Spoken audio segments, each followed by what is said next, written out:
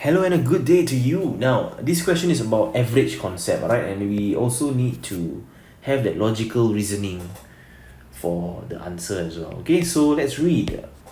The average of 4 different 2-digit odd numbers. There are 4 of it. 2-digit odd numbers is 27. 2 of the numbers are 15 and 29. Yes, they are odd and they are different also. What could the other 2 numbers be? Now, very quickly, tan triangle first.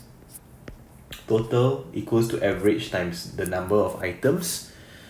So the total or the sum of these 4 numbers will just be 27 times 4.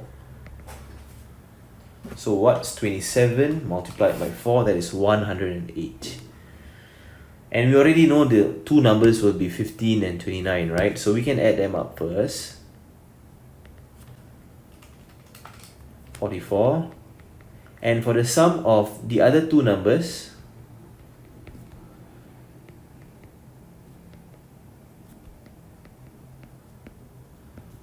now this would be 108, take away 44. 64. Okay, now whatever the 2 numbers you choose, right, there